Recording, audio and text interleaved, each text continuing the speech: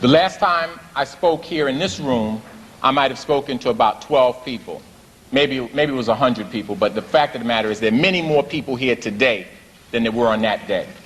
So I suspect from that our speaker today, Dr. Ben, doesn't need much of an introduction, because y'all came here because y'all knew Dr. Ben was speaking here. So y'all know Dr. Ben, is that right? Right. Okay. But for the one or two people in here who may have been astronauts and on the moon or something like that, let me just say that Dr. Ben has been engaged for a very long time in the work that is defined by the acronym SIMOTAP, a committee to eliminate media offensive to African people. Dr. Ben has been a one-man committee to eliminate media offensive to African people. And he spared no media in the fight. Even if the media was called the, quote, the Holy Bible, Dr. Ben was uncovering it, those aspects of it that were offensive to African people. And he was not only uncovering those aspects that were offensive to African people, he was digging up and unearthing that information that was critical for the advancement of African people. The Bible is a medium. The Quran is a medium. The Torah is a medium. The Rig Veda is a medium. The so-called Book of the Dead is a medium. And all of it needs to be examined and elucidated from the perspective of advancing African people. Dr. Ben has been singular in this work. He is a historian, an educator, an engineer, a writer, and yes, relevant to what I was just talking about before, also a photographer. Dr. Ben takes his camera with him, and you'll see the pictures of the great works of art, great works of architecture, and the people. You'll see them in his books. He's written many books. A couple of my favorites were Africa, Mother of Civilization, and Africa's Contribution to the Major Western Religions. As I said, I'm sure you're in this room because most of you have heard of Dr. Ben before, and most of you know him, and most of you love him. For those of you who didn't know anything about Dr. Ben until you heard those few words that I said, believe me, I'm only scratching the surface. Brothers and sisters, it is a great privilege for SIMOTAP to have as our speaker today, speaking on Lies and Distortions, Africa Revisited, the great Dr. Yosef Ben-Jochannan.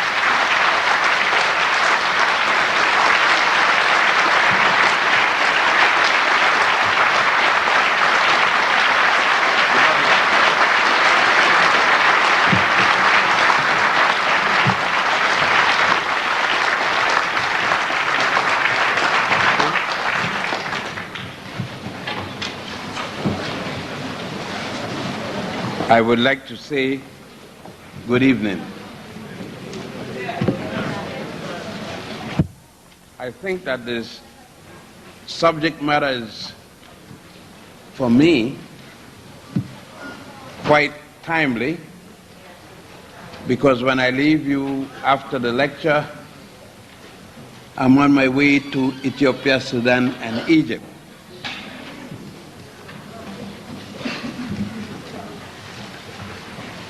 What to me is the most important part of what we learn from the public media is what we retain and what we use as the gospel truth. And from the public media, most of us use 100% of what we read as the gospel truth, as if the gospel truth is truth.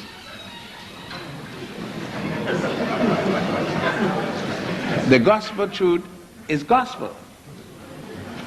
And that's the only thing about it. You don't need to call it truth, because to whom it is truth.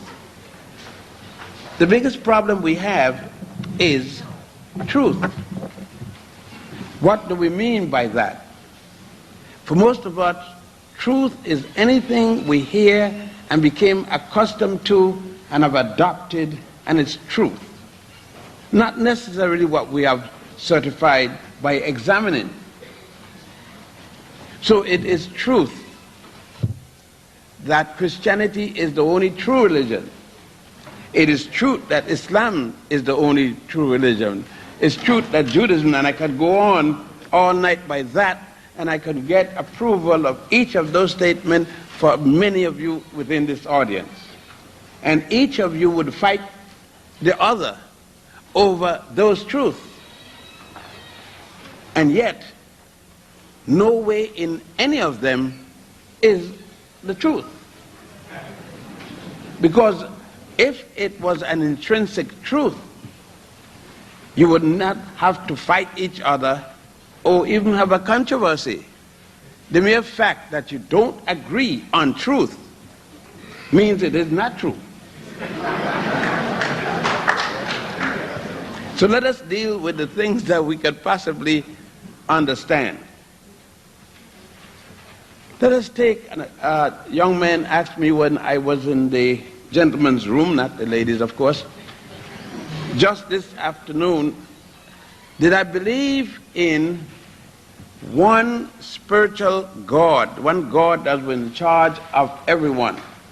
And since I know that the word God is masculine, I hesitated because I didn't know the answer to his question. Since it is, why should God be a man? That upset a lot of the women in here, because you know that God is a man because you just call him he and him this morning, or probably when you came in here. Since I don't, I have no background in that, then I must equally ask, why was the question? The question is because it is bothering that young man as to the answer we read in the Bible. And our Judeo-Christian Islamic Bible established a kind of ridiculous position that we cannot get ourselves out. So therefore, God, to most of us, has to be a man or male-like figure. If someone will come to us and say that God is neither male nor female, we got problems. And if we say that God is a hermaphrodite character, worse problem. I didn't say a homosexual, I said hermaphrodite character. That means that God is both male and female. Well, you will find that when you go to Egypt, when you go to Sudan, and when you go to Ethiopia, as I am returning. Because the deity, God, goddess, is always presented along the Nile as both male and female, or male with female. And you have problem. You have problem because along the Nile, God have intercourse with goddess and have children. Now you got problem with that, because you know Jesus couldn't get anything at all.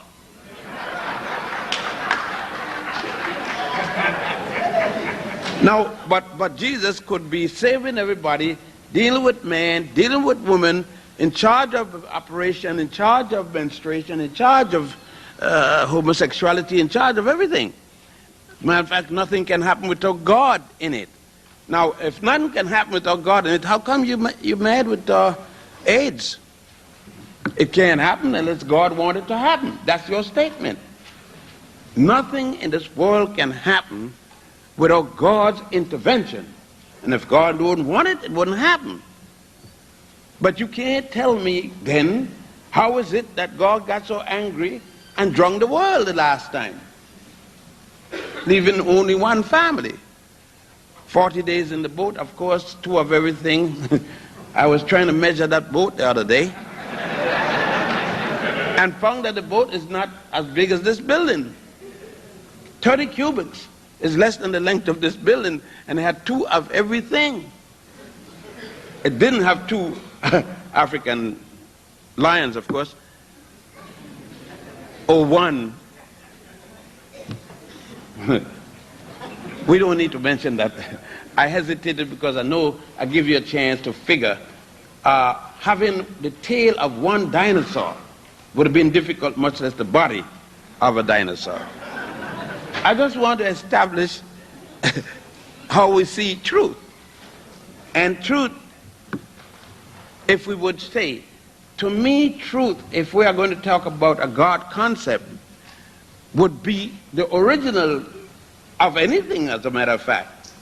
So when I speak of the concept of a deity, I primarily dealing with one that comes from the center of Africa, and among one group of people, the people that you may call by the ridiculous name which the English call them, pygmies. Of course, the indigenous people call themselves Twa and Hutu. And in Egypt, they were called Sebenetos. In the southern tip of Africa, they call themselves Khoi Khoi and Kalahari. You call them in the southern tip of Africa Hottentot, like the Europeans do. But you fail to remember that when those people were presenting to the world, their world, any form, any aspect of a deity, Jehovah, Jesus, no Allah was anywhere around. I need to repeat that again and make it more clear for most of you. I said that when the Africans in the central part of Africa was dealing with the concept of a deity, God and a goddess, no one in the world, any place in the world, even knew or had any idea of a God by the name of Jehovah, Jesus, and or Allah. It was thousands of years later that what the Africans had brought forth to mankind as a whole, those that were living, and I need to make this very clear, not a single Hebrew or Jew existed. Christian, Muslim, Hindu, Buddhist, or anything existed when the Africans along the Nile were already dealing with the concept of a deity. The most common at the earliest time was the deity symbolized by the sun, not the sun. Never once did the Africans preach that any material things or any other animal was the deity, but use these as symbols of the deity.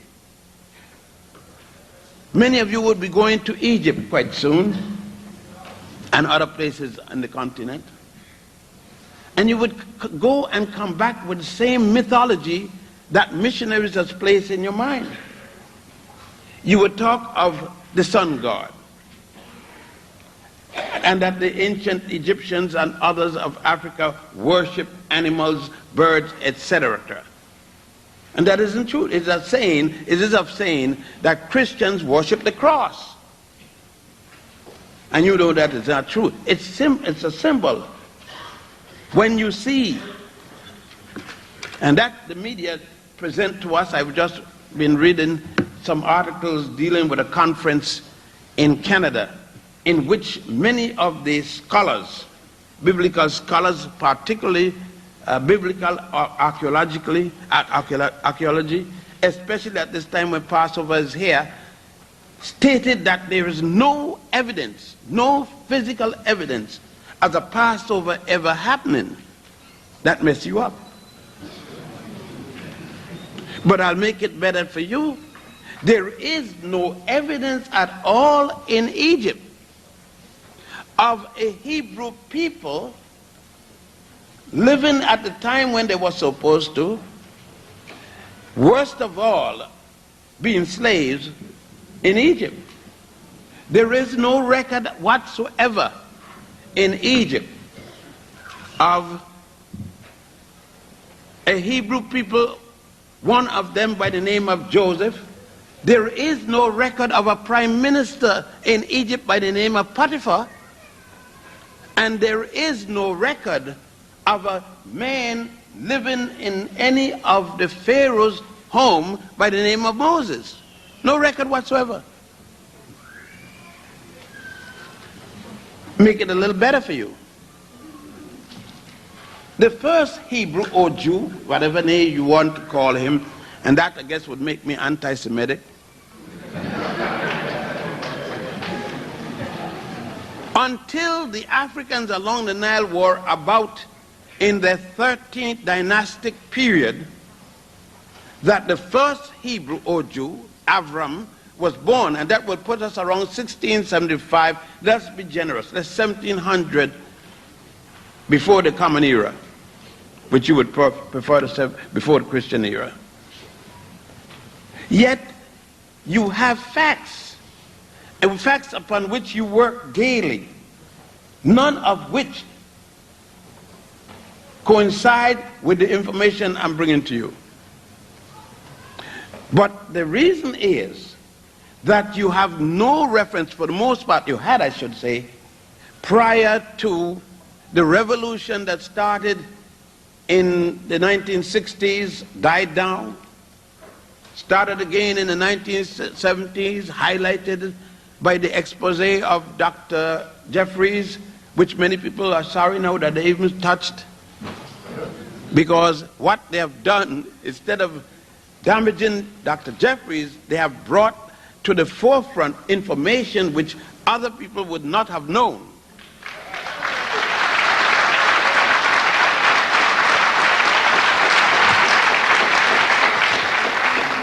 And now many people are going to, who had no intent of studying more about the Passover, the Christian crucifixion period.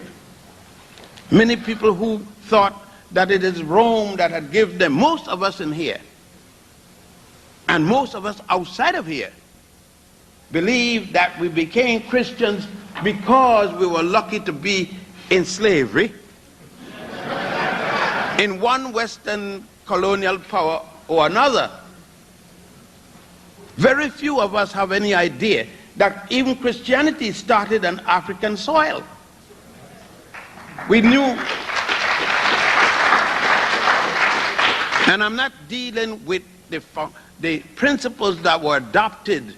I am talking about Christianity itself physically started in a place called Alexandria with Pantheas and Boetius, two Egyptians, Africans of Egypt, using Greek name because at that time Greek was the language most common in Egypt. And I want you to remind yourself to look at a map, because Egypt, the last time I said a month ago, was still in Africa, even though I heard it's in a place called Middle East.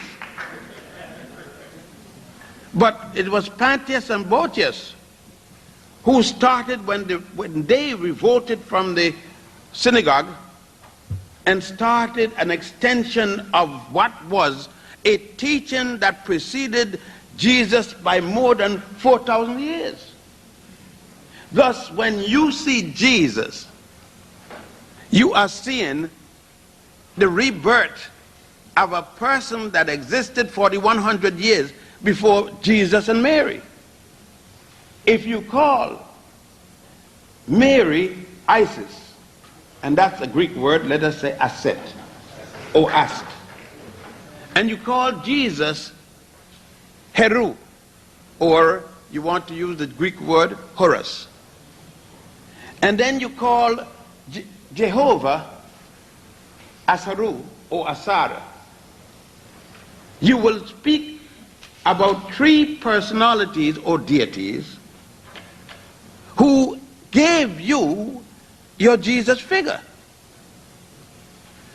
If you would take the story of Those 3 Africans along the Nile, add 4,000 years to your Jesus, 6,000 years ago then, you will have Christianity before Christ.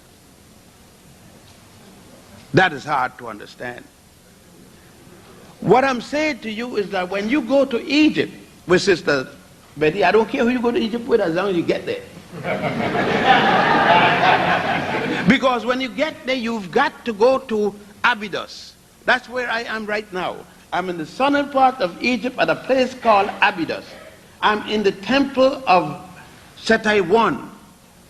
He is the king, the Pharaoh king, who was reigning in Egypt up to 1298 when he died. And in one of the chapels next to a Holy of Holies, this temple has 7 Holy of Holies. And next to the left one upon entering is a small chapel that showed the Immaculate Conception of Isis.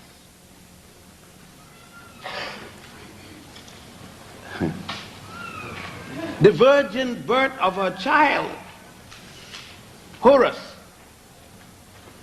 4,100. Not only that, you would be on the only holy land. I'm not talking about Jerusalem. I'm not talking about Bethlehem. And I'm certainly not talking about Mecca, the last of the holy lands.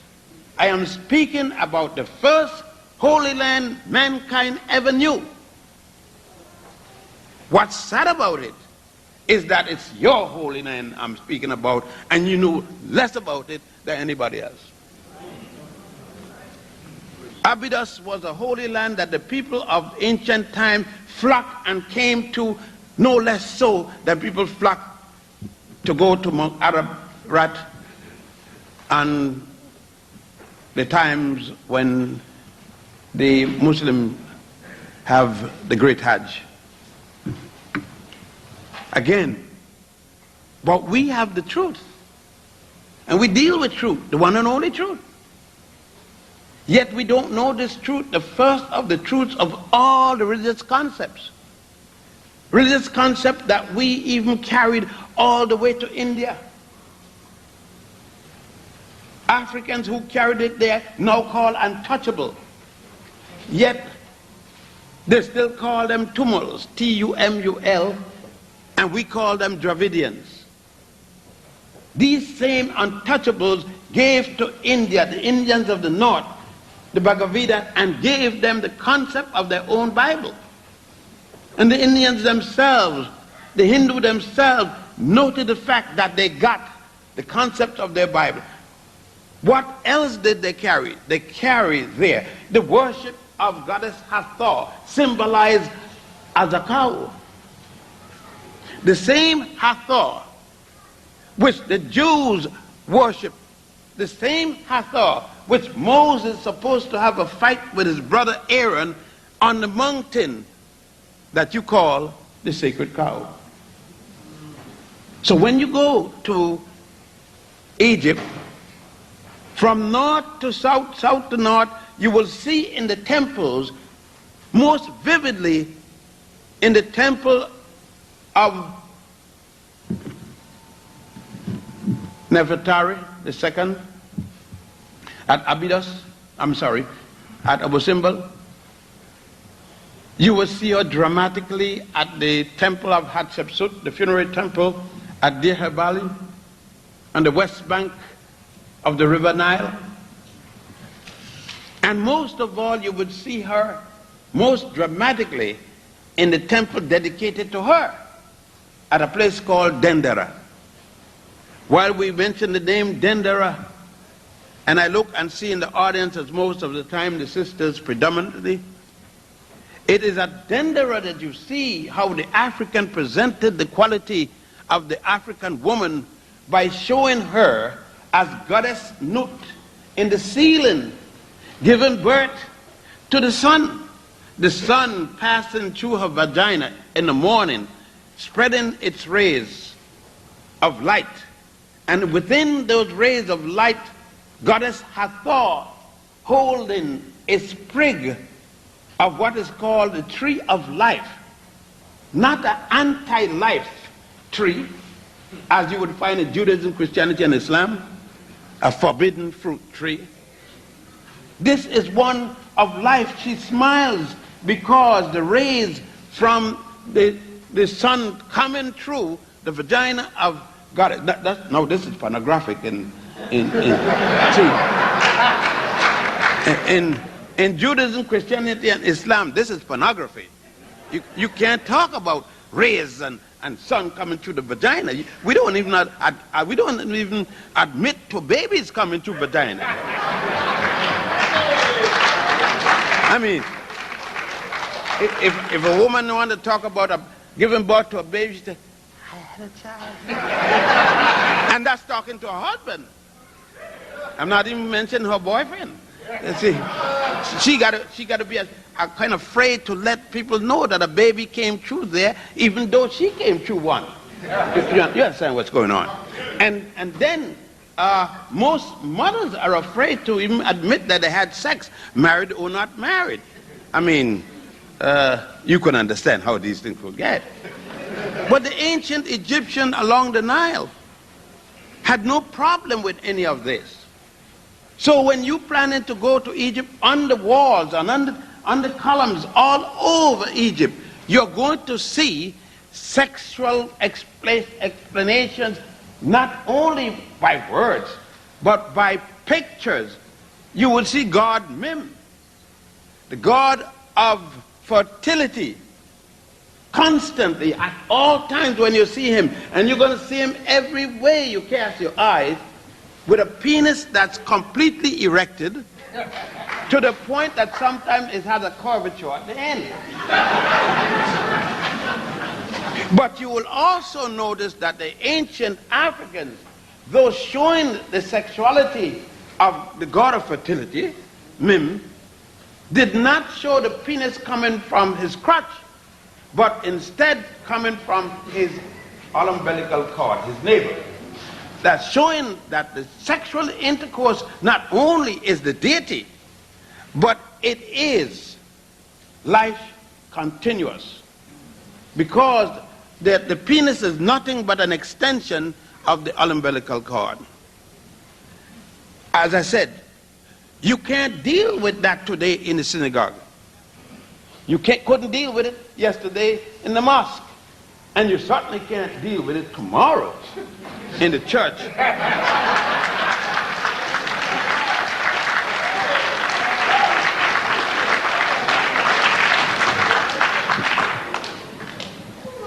Yet it is the thing you should be dealing with tomorrow.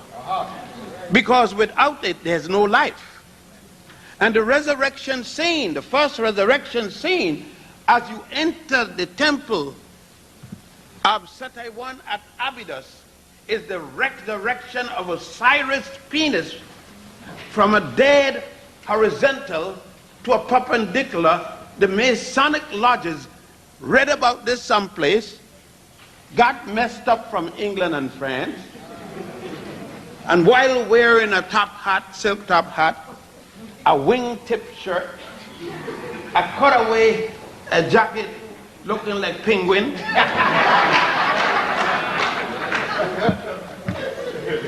feeling that they got something great, not knowing the source, and would not take a time to go to the original place from whence the whole concept came, using terms of which they have no understanding. And that goes for the daughters of so-and-so and of Isis and so-and-so, using of the such thing as the Grand Lodge of Luxor, and would not come to Luxor. They will go only to Israel and turn around. And maybe they would come to Cairo to see the pyramids, and there are no pyramids in Cairo. The pyramids in Giza, the closest one, across the river from Cairo. Misinformation, but still the truth. The only truth. And that is the media. The media is typical of our religions. It's typical of our theology. It's typical of our culture. The media only is a reflection of one aspect, a bad reflection. Of course, we got to deal with it. But I'm just trying to show you how damaging it is. It is as damaging as the information we get sitting down in the pew on Sunday, sitting down in the pew on Saturday, and sitting down in the pew on Friday or any other time.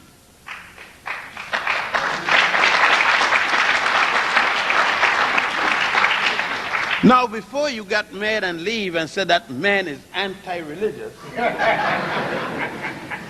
I'm not. I know you don't believe that. You believe that I'm the Antichrist. But even that I'm not. I don't have 3 names. Each name is 6 letters. So then I can't be the Antichrist. when I get 3 names, each name with 6 letters, then call me the Antichrist, and I'll be glad to respond, thank you. I am different than that. My wife, up to this morning, said to me, oh God, Ben. So you understand what I'm doing,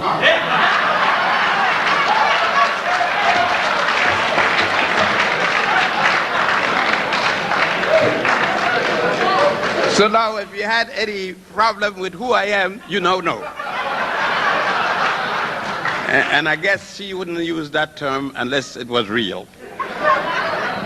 Well, what we are saying, and I've done it in a little humor here and there, but what I am saying to you is that you cannot sit down home. You must go with Sister Betty or somebody else to validate. Some of us come to to Israel, and then we come over to Giza, Cairo for some, and we go and watch one of the 3 major pyramids of the world. I said the world because there are pyramids in Central America, and of course there are pyramids in Sudan. Most of us don't even know there are pyramids in Sudan. There are 82 in Egypt and there are 37 in Sudan. Otherwise, an area called Meroe. But the largest of all the pyramids, those of the 4th dynasty, around 2700 plus before the Common Era, they will come to the largest one in particular. That's what most people like to go when they're going up inside to see nothing inside. Just a good climb up about 10 stories, walking in this way. And when you come down in this way. And at the bottom of it, your knees start to go like this. Some people are saying, I'm telling you, they've been there and saw it. I stopped going up because my knee can't make it anymore. But they will come there and touch the pyramid, go up to it, make sure, look at the stones, see not one single brick made of any material, and yet leave there and say, I saw the pyramid the Jews built out of mud and straw. Now, you talking about behavior modification. You're talking about Pavlov's dog. And name some other things. That is mind-blowing. And you're talking about people that have been made to think and act like fools. Because if you see the thing, you go up to it, you touch it, and you must still say that it is what you did not see, solely because you were told that, and ashamed and afraid for someone to say that you are going against what is being told. You refuse to deal with reality. Thank you, Sister Beth. Refuse to deal with reality. Yes, there isn't a single brick made of mud and straw or water. The pyramids you are going to see there, the stones were hewn, cut from a mountain about 5 miles away from those pyramids at the Giza Plateau. a mountain called the Mokata Mountains, and carried in the inundation period over there. People, we are so gullible that you will find people come to Egypt, some of us, to see the pyramids that were built from the top down. What happened with the sky hook that was connected to the cloud? What happened? The cloud moved and there's no cloud today. Are you mean to say, they said, no, it was built by men with great minds who could suspend blocks. All right. But look, let us see.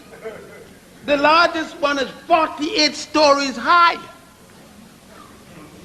That's about 481 feet tall. What happened when night came and they couldn't see to work? The poor guy stood and still suspended from when he on the 81st floor. Now they're down to the 80th floor. They're all underneath there. Till they put the last, they stick the last stone underneath and drive it and shore it up between the earth and space. How dumb can you get?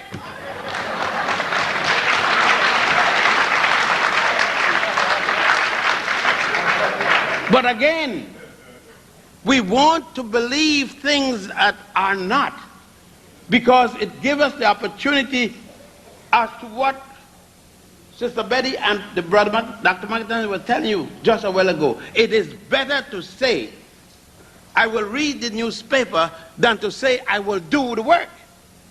I will read and see what they did. And I will say, yes, they're doing good work. But I will not do and I will not give towards good work. And that's why you get such bad information, because you wouldn't do good work.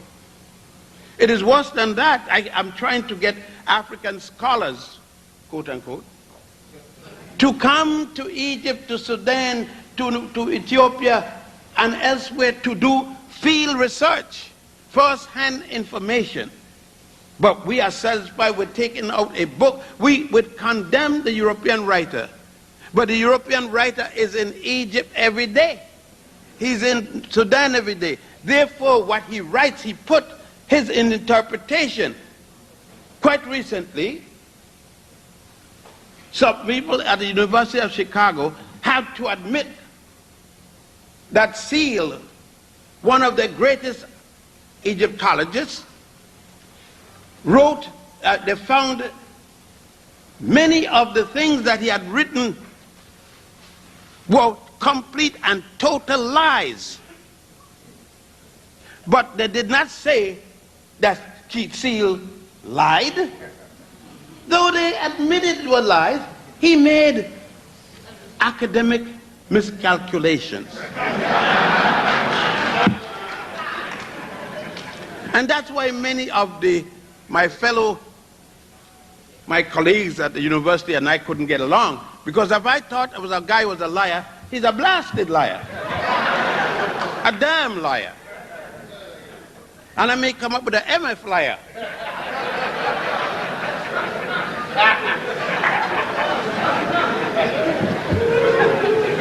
Because I realize that the Pope can't make any rules for me to follow and tell me which language is profane and which language is feigned. It ain't nobody more feigned and profane than he is. So for him to tell me what I could say, it's just like you know, when I say some of my choice little four-letter words, if I get hot enough,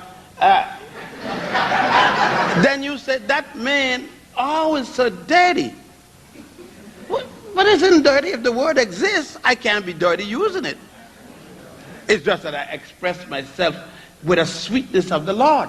I speak the language of the people. Can you imagine Jesus coming here and said, thou crowd, hitherist,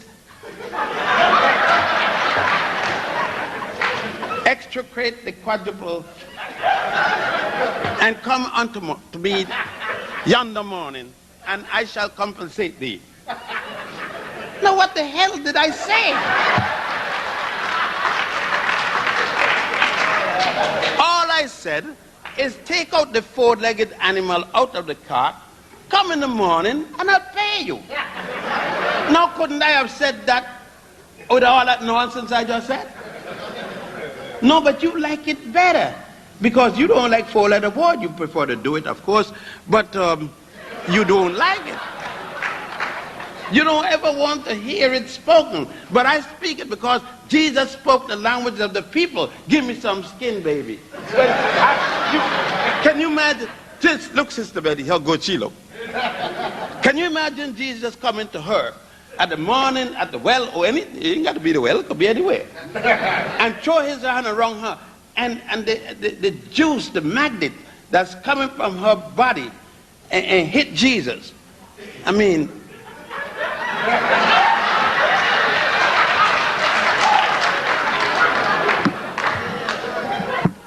if there might have been another Good Friday.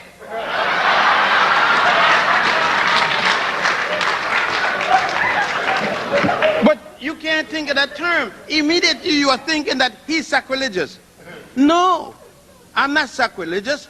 I am conscious of the integrity of the African woman, of the strength of the African woman.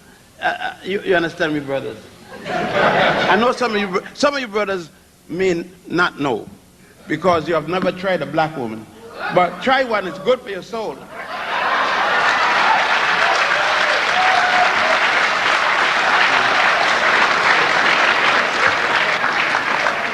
I said try one because when you come to Egypt, you're going to see how the African brother projected the African sister. The African brother didn't go around, man, I can't get me a good, man, it's hard to get me a good black woman. I don't know, but let's go. I'll leave that for another comment. How can he say this when all other people in the world were not writing, expressing themselves?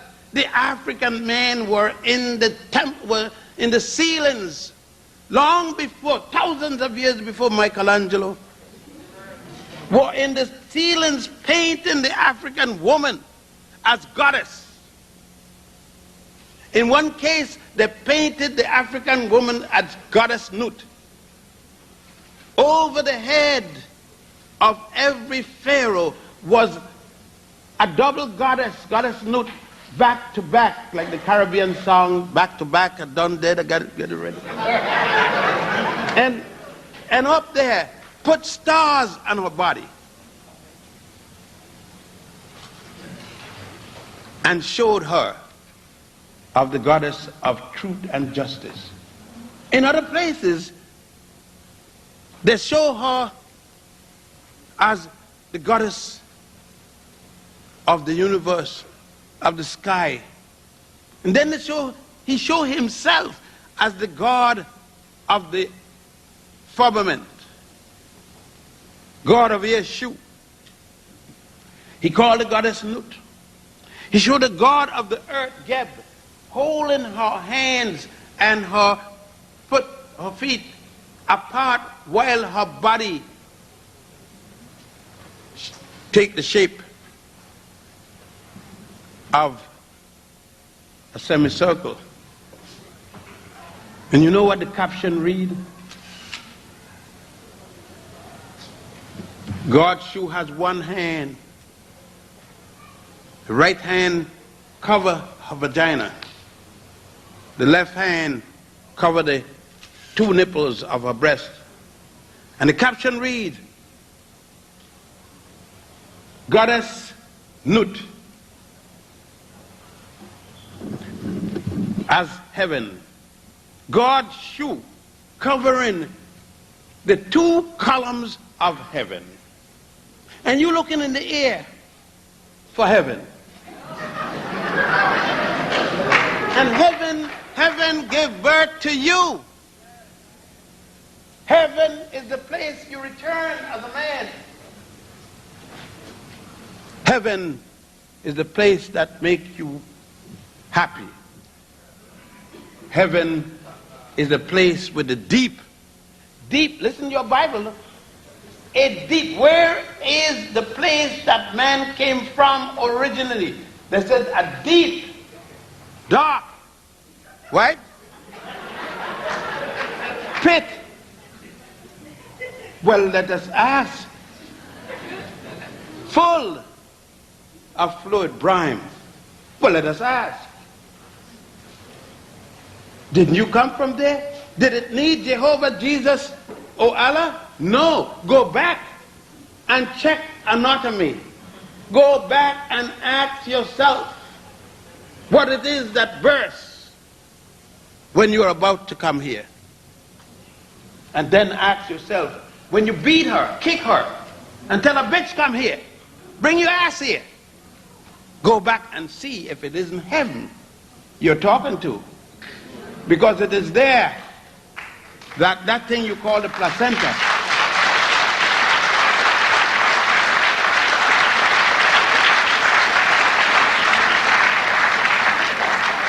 So you see, that truth, you got a part of truth, but there is another side to truth that you haven't got. That side that we can't look up because of the roadblocks. We can't look because we are so conditioned by sexual stoppage. We can't talk. A woman cannot marry but cannot come to her husband in bed naked. She must come with all kind of clothes and then get underneath the sheet and slip this off and side that off and all this. And he too. Because they're married but each are ashamed of the other. To see what each know the other got. Truth. It's truth, the reality of marriage.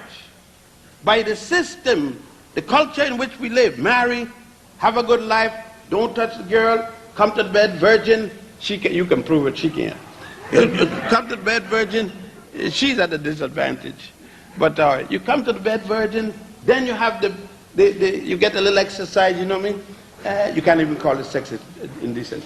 And then, but the baby, let's say you marry, you went through all that.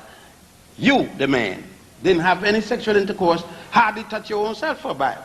She, the woman, did likewise. You are pure. Me, the good for nothing, I like that name.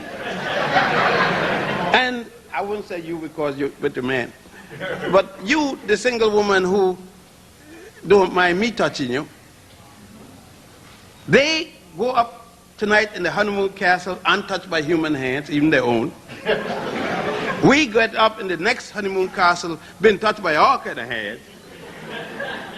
And we have a little bit, they have a little bit.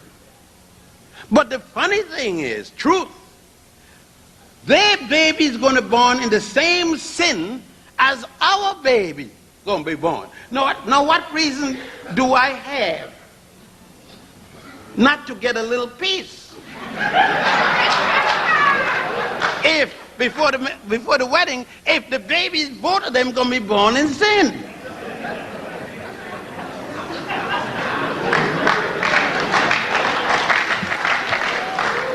Truth.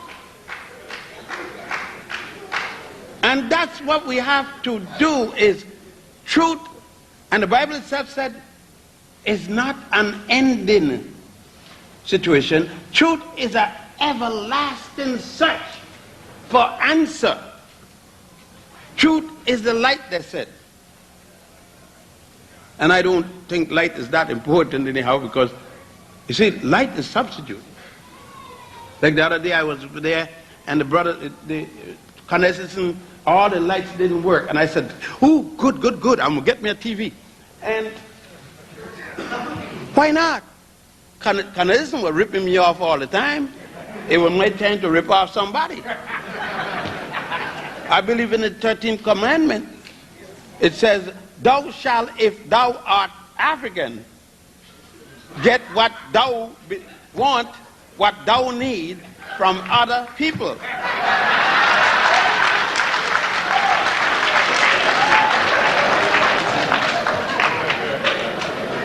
You see, I understand law that the most important thing is black. So there wasn't a blackout. You see, That's the difference in you and me. You say it was a blackout. It was not. It is always black. If the sun don't come, you got a black out. Everything is black. You understand it? If you white and the sun don't come, you got a black out. I can't tell you white in the middle of the night when the light is off, because black is constant. So when you say they don't like me because I'm black, they don't like me because they're white.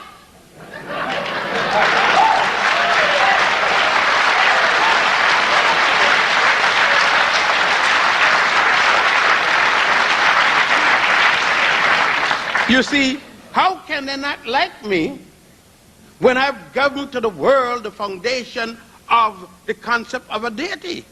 I've given the world writing. I've given the world the concept of high culture you call civilization. It isn't that they don't like me. It's that they can't deal with me.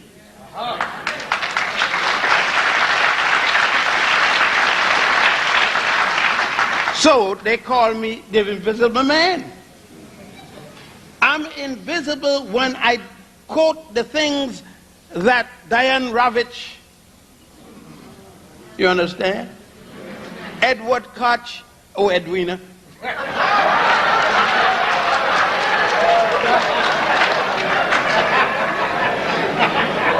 Arthur Schlesinger and others. And now we come to the zebras. Dr. Gordon, Edmund W. Gordon, Henry Louis skipped Gates. I think he should have skipped Gates. And others who know not. These are the responsible Negroes, coloreds, jigaboos, and zebras. They join because they feel that they're mistreated because they're black. Most of them would not even admit they're black. Some of them can't even find a black wife. After 3 tries, Gordon needs to find. Some of these black sisters need to show Brother Gordon a trick or two, but he might even get frightened like hell and run past Alabama. And I wonder when he looked up and saw the black mother, he must have felt like hell day one when he was born. He must say, what's that? Somebody need to tell him that was a black mother making a mistake.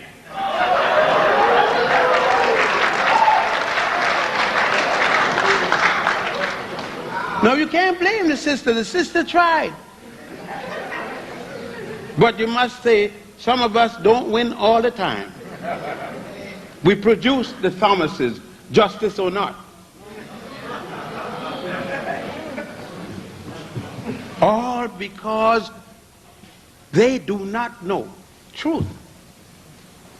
I think it was the Persian who said in his poetry, all truth, all faith is true, all faith is false. And he went on with his poetry, but down at the end he came to the point, he said that because each of us believe the whole, when you get a glass, the shattered glass, we get a little piece, you get a little piece, it's cut in our hand, but each of us is saying, my little piece is it. Yet it needs all the pieces to bring together to again make the mirror the whole.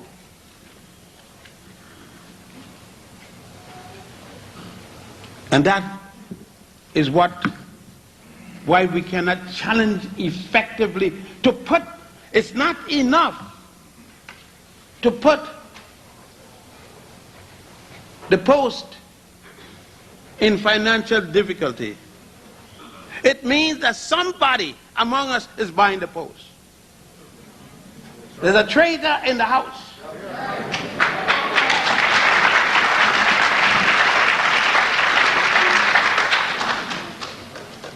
The cry went out that we don't buy the post I didn't buy the Post, not only. I don't buy the news. I don't buy any one of them.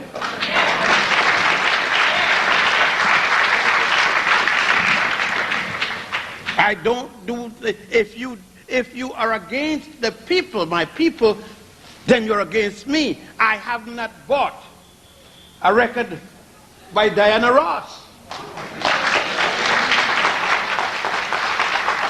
I will not buy anything by Michael Jackson.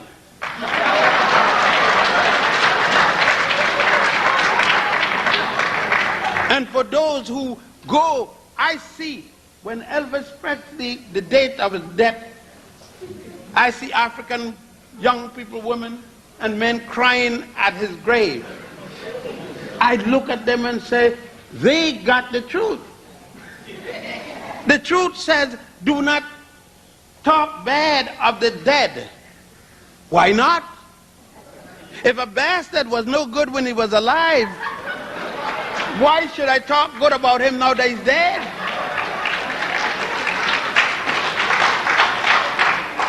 No, that is no truth. That's somebody's truth, but it isn't my truth. I cannot speak good of Thomas Jefferson, though he wrote, "Be it resolved that all men are created equally." That dog didn't believe nothing like that.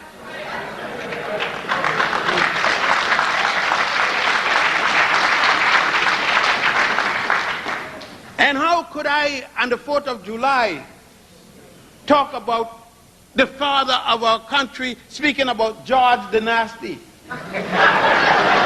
Lion George that didn't cut down a tree, no cherry. Martha wants him for inactiveness.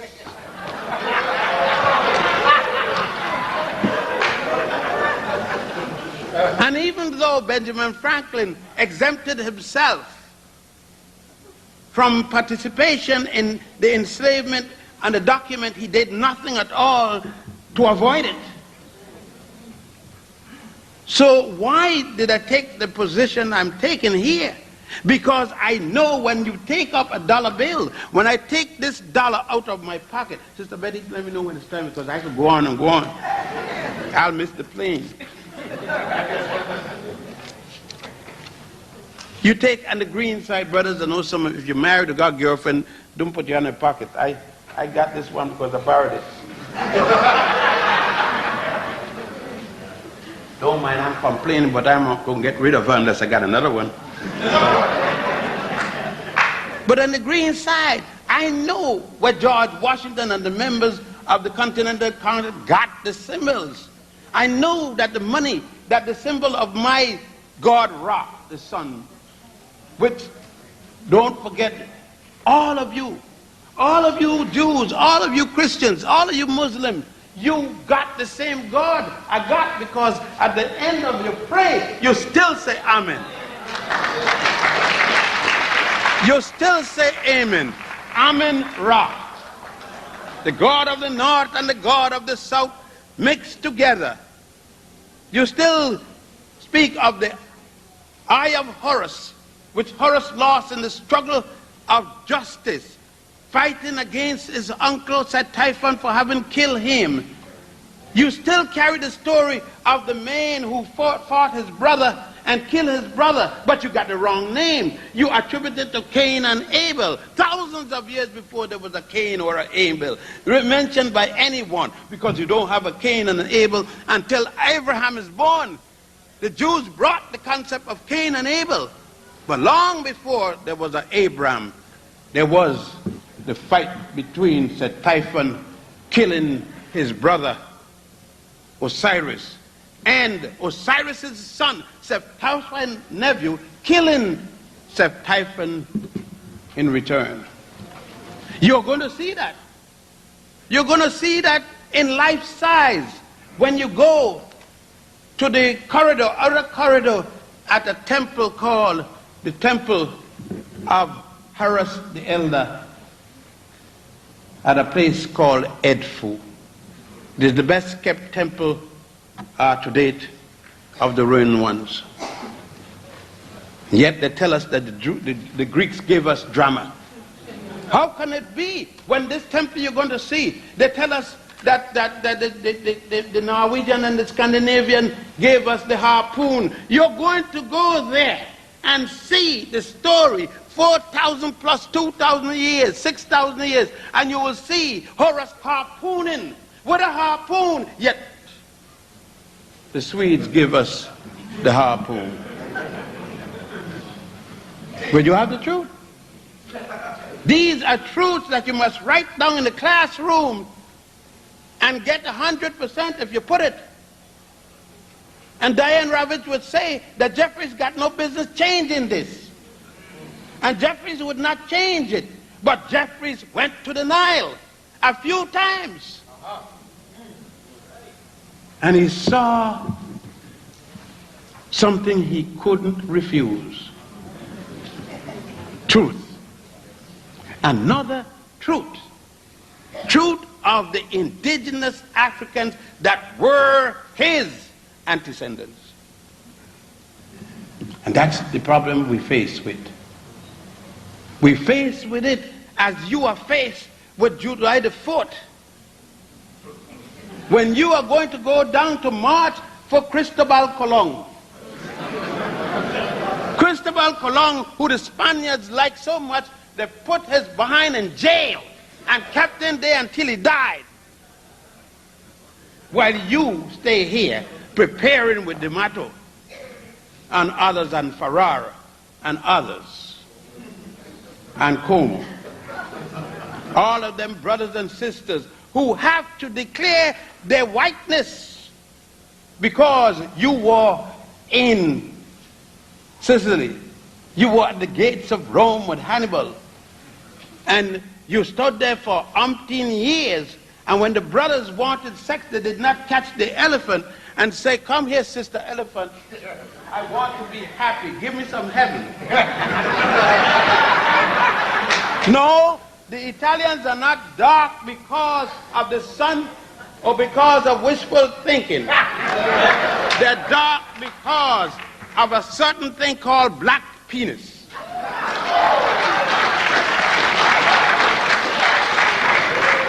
It is not Othello and Desdemona alone, because Shakespeare wrote 7 such plays with the Africans in a dominant position in the European monarchy. But more than that, we don't have to even worry about Shakespeare because, as you know, the Medici family could validate it. And you are and the Queen Anne and all kind of statue, but you must remember that you once had a quote-unquote Negro-colored king that ruled this land. I'm talking about George III. The George that George Washington, honest George, fought the other dishonest George. The George who could speak no English, the German George. The German George who was the great-grandson of Alessandro Medici. Alessandro de Medici, who was the daughter of Martha from Ethiopia, and Pope Medici of the Roman Catholic Church of Christ. I don't need to deal with more. I mean, because I could go up to, for those of you who don't feel good about that, I could go up right there in Sweden and get the blundest of the blunt of you. Because to make sure that the nigger you sleep in bed may be yourself. Because I'm going to talk about the Count Bernadotte that became Sweden's first king, a brother from Haiti. Now they come to think about Haiti.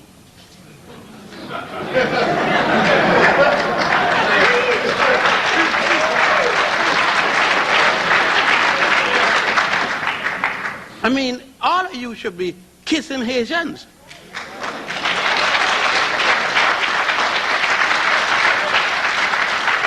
Because when you kiss a Haitian, you're kissing your cousin. It is at Haiti that they brought your ancestors first. It was then called Hispaniola, Haiti and Santo Domingo. It is there the Roman Catholic priest Bartholomew las Casas, with the power of Pope Martin V, that brought Africans from Spain, not from Africa, Africans who had been in Spain for 774 years. From 711 to 1845. Those Africans calling themselves Moors. I'm 1457. Africans who brought Columbus in a ship, not to America. Columbus have never seen America, north, central, or south. He saw the island of San Salvador. That's the closest he came, and he didn't sail a single ship. Pietro Alonso Nino was the admiral of the fleet. The 5 ships that left, Columbus was the admiral of the expedition, in charge of the expedition. Nino took over the helm of the Santa Maria and sailed the ship. How Columbus going to sail the ship and he's put in the brigs by his men who revolted against him? He's going to sail the ship on the brigs?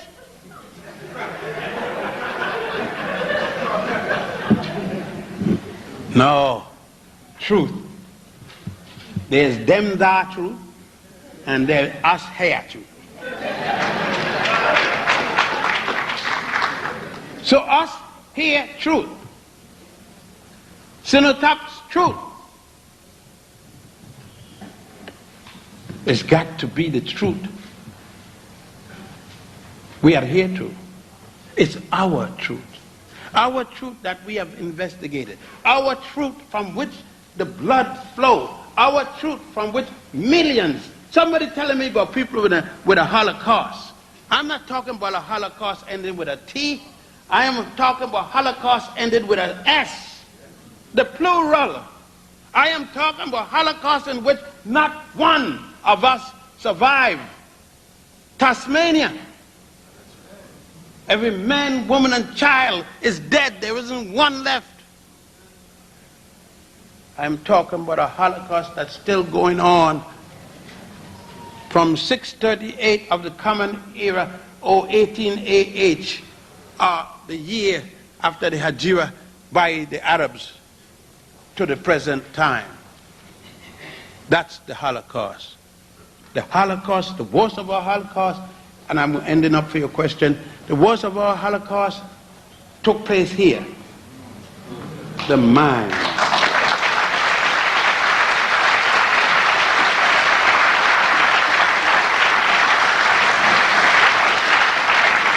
There is something on the radio that says the mind is a horrible thing to waste.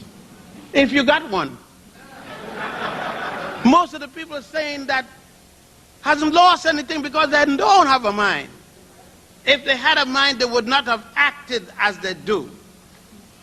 If they had a mind, how could we not come here as we do when James Brown is around? Don't come here just because I'm here. The revolution doesn't stop when I'm not here. It doesn't go when I go. How can you get in the revolution? You say, you are in the revolution when you support your child. You are being revolutionist. You're in the revolution when the sister said, I missed my period. And you say, what happened? She said, I think I'm pregnant. And you don't say, I got to go down to buy a loaf of bread. 22 years. 22 years at the bakery.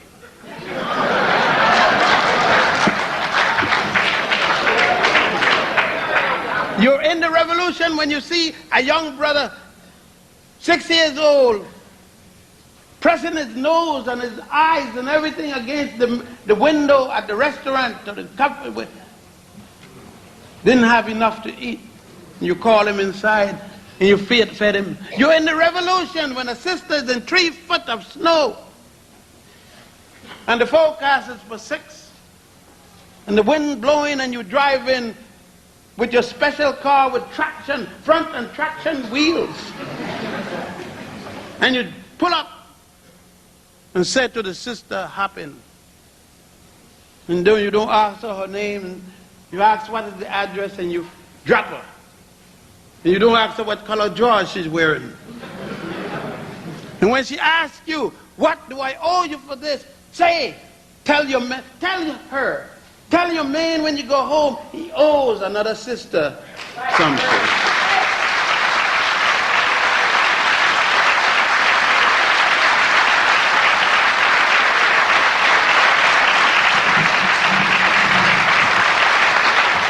Our revolution can be played out by every one of us.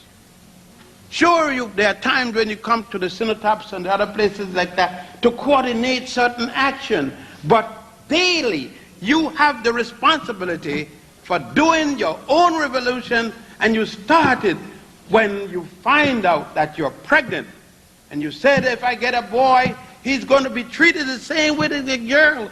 I'm going to start to talk to him inside my womb. And Daddy, when you rub her on her navel, when you rub and feel the movement of the child, you start speaking to that child and say, if you're a boy child coming out here, remember that the woman you're going to rape is your mama, that the woman you're going to hold up is your mama. You got to talk to that boy. You can't call that little girl just because she got one baby. You bitch, you whore, you slut. And then call your son who got a whole block of babies Don Juan, Rudolph Valentino. Now, the revolution is now, and Cenotaph is one of the causes. Let me hear that you came there and did what you got to do.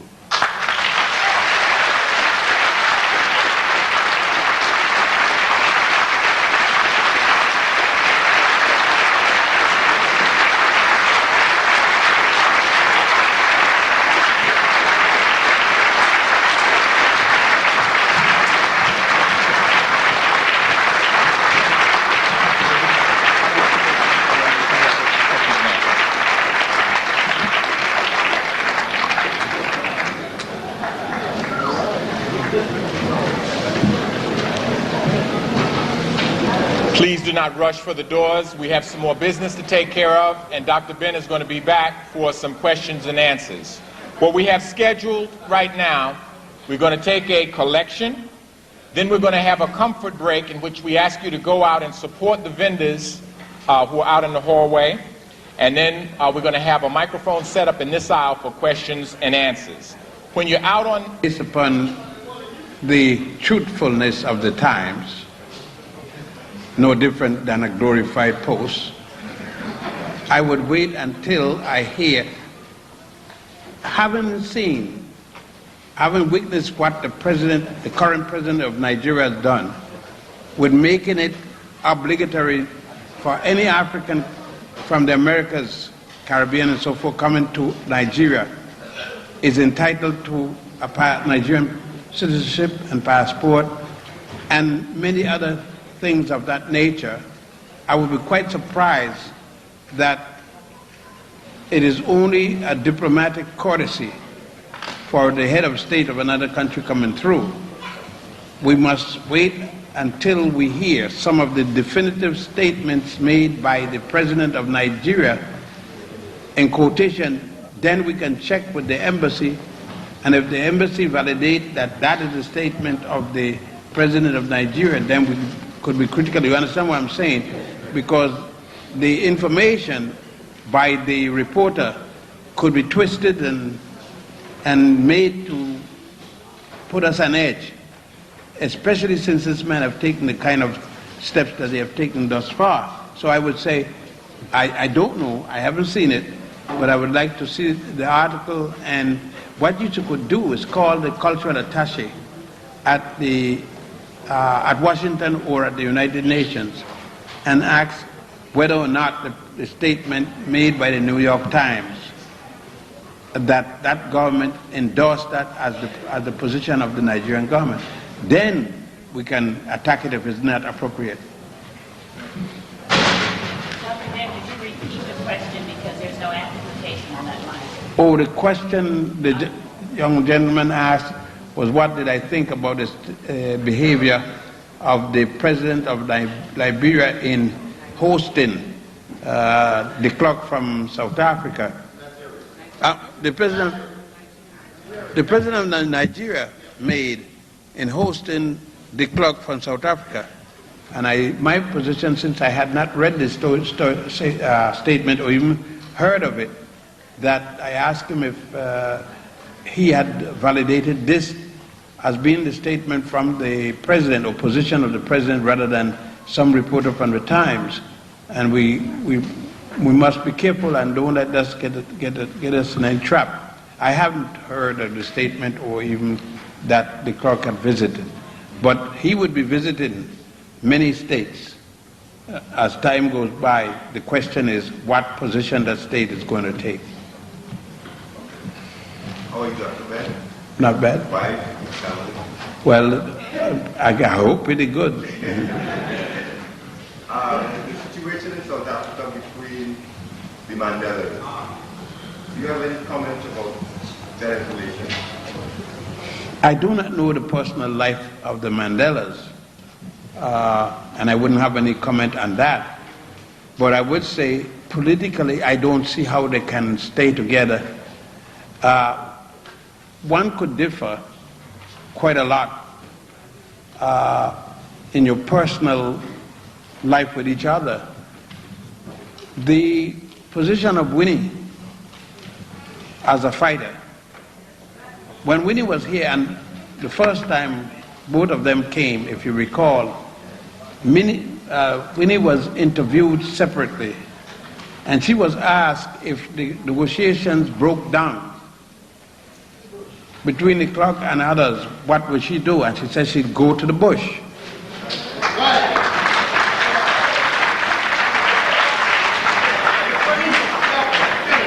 What has happened? I recall very succinctly that the day when Mandela was released from jail, I was at the exact moment on WLIB with Gary Bird. Everybody got excited and they asked me, Gary said to me, you heard what happened? They've just released Mandela. What you think about it? I don't think anything about it. I said, it just means that Winnie would have a man to sleep with and Mandela don't have to masturbate any longer. I repeat that statement. What we seem, we are quick, but we don't, I just talk about truth. What Mandela did, he was in jail for 27 years, but he met a man of the PSC there 11 months before and came out the same day with him, and nobody's accusing the man's name. He's now dead. He died two weeks after he came up with TB, a member of the PSC. But I ask you, why was Mandela in jail? He was in jail for contempt, not for activities that he had done anything. In a case, he represented a man, and he refused to divulge what the man had told him as the matter of a client between attorney and client privilege. And he refused, and he was sent to jail for all this time. Not because he was a militant man that was putting up a struggle, armed struggle, against, but then look at the record of Winnie. From a girl, she has always been a woman who have put up a struggle against, physically and otherwise. Now, it's true, I don't see how both of them could live in the same house. Now, it was different, you see, it's 27 years passed between these two people.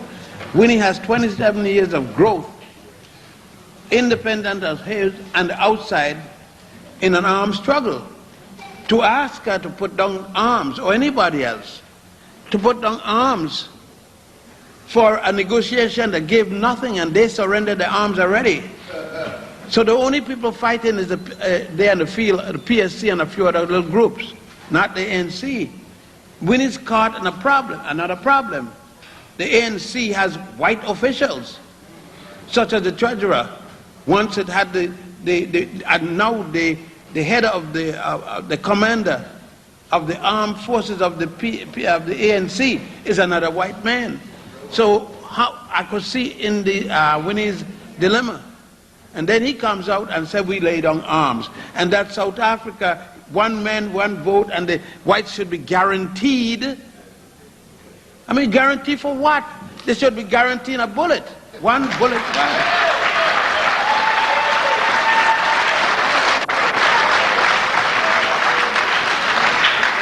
I back Winnie 100% in this dispute.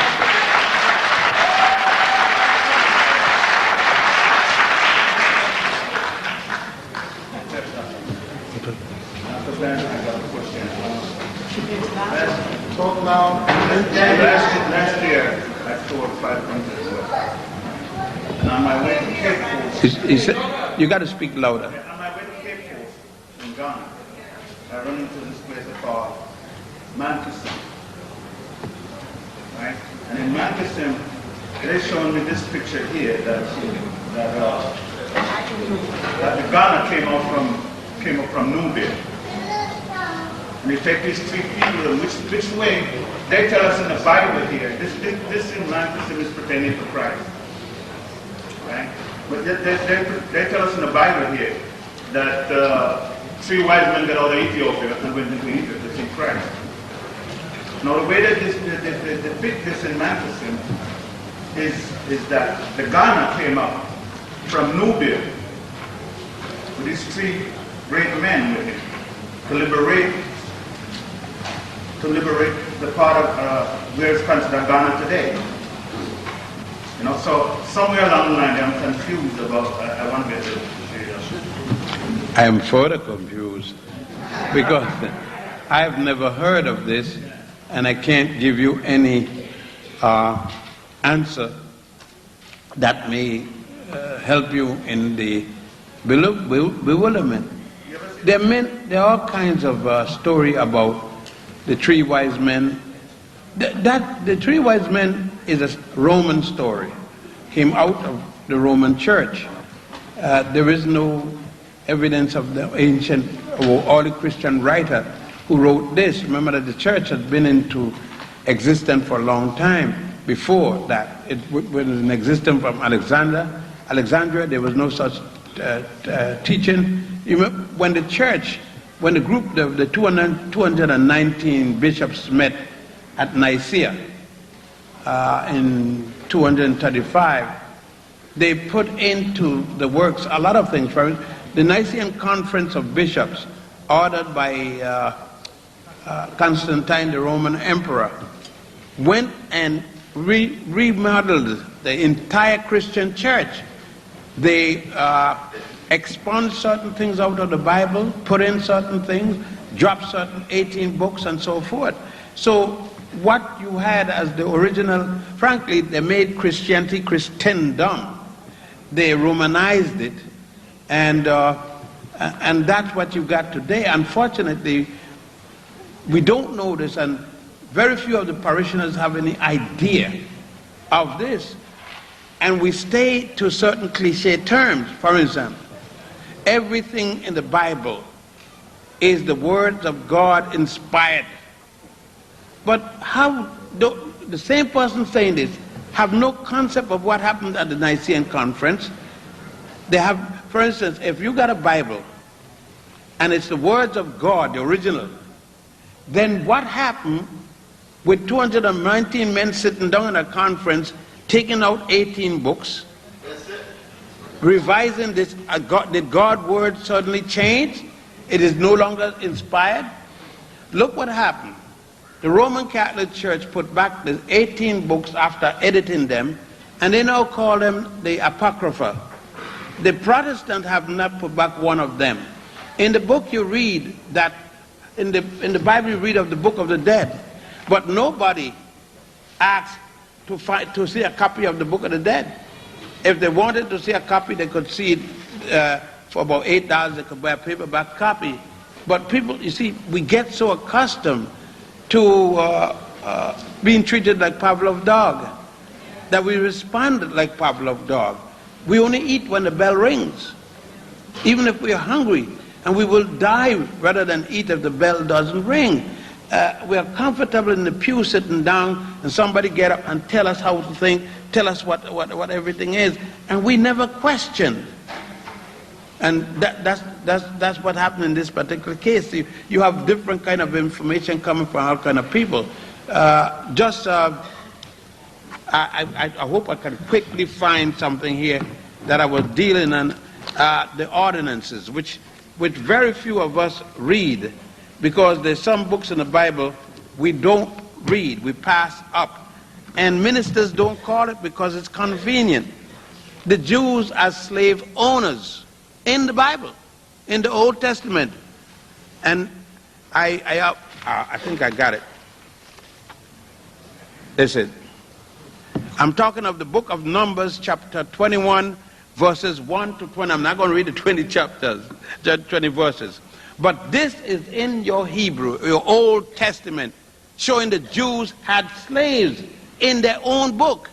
But who called the Jews slave owners? Now these are the ordinances which you shall set before them. When you buy a Hebrew slave, this is the Hebrews talking. When you buy a Hebrew slave, he shall serve 6 years.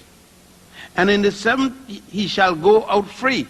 He can serve 6 years of free slave labor. He shall go out free for nothing. If he comes in single, he shall go out single. If he comes in married, then his wife shall go out with him. If his master gives him a wife, and she bears him sons or daughters, the wife and children shall be the master's, and shall go out alone. But if the slave plainly says, quote, I love my master, my wife and my children, I will not go out free, then his master shall bring him to God, and he shall bring him to the door or the doorpost, and his master shall bore his ear through with an awl, and he shall serve him for life. When a man sells his daughter, and so on and so on. This is in the Bible. When last did you hear the minister, the rabbi, the priest call for that to be read? The Jews are slaveholders. The same thing. The same thing, my brother. There are many, many, many different stories and versions of almost everything you could read. Because remember, the Bible wasn't written by a group of men or a man sit down here today, write it, except when John, except, I should recant that statement, when Adonisus wrote the book of Revelation, not John. At the Nicene Conference, they couldn't find the book of Revelations, and Bishop Adonisus said he remembered it and he knew it word for word, and took 2 weeks and wrote the whole book of Revelations that John was supposed to have written. It's the same Adonisus that they murdered. They bust him with a chain in his head because he refused to vote on the virgin birth of Mary. Mary. You know, it's not Jesus' virgin birth that they had for the what they call the but there's a thing, a celebration in the Roman Church. It's called the Feast of the Immaculate Conception. It's not Mary's giving birth to Jesus. It is Mary's mother's giving birth to her in an Immaculate Conception. For 3 generations, there were no intercourse in the family. And ask the average Christian, what is the the Feast of the Immaculate Conception in the Roman Church? And they will tell you Jesus. It had nothing to do with Jesus. The feast is the feast of Mary, mother giving birth to her by Immaculate Conception. And very few Christians know it. So it depends. And when people like myself talk, people are offended. But I am very supportive. My wife is a Roman Catholic. Bless her soul. And I sometimes have occasion to drive her to church, and she has a little sepulchre and a little thing, and I support her in it. Some of my children are Roman Catholics, and I got a daughter who's a Jehovah's Witness, and some grandchildren. So I got Muslim daughters and all kind of thing. What I'm dealing with is to get my children and others to understand what you're dealing with. Understand when you're talking about truth, you're talking about the Bible written by human beings. And you could say by God or something. Sister Dobson, this idea comes to her from God. What do you mean by God? And how does God bring idea? How am I inspired? If I drink castor oil and start to work, I get an inspiration to go to the bathroom. If I'm not inspired, my clothes are going to be inspired. But you see, we get carried away with certain words, the semantics. And we said they were inspired by God. Now what do you mean by it? Ask the person what they mean by inspired by God. They think it's like a robot. The God just said, ping, and it said, you know, it's nothing like that. An inspiration means a feelings. So you get inspired to do things too. No different than those guys who wrote the book. But it was no different. There's nothing special about it. They get an idea, and they felt good with the idea and wrote it down. So you're going to find all kinds of versions. My second question was brother.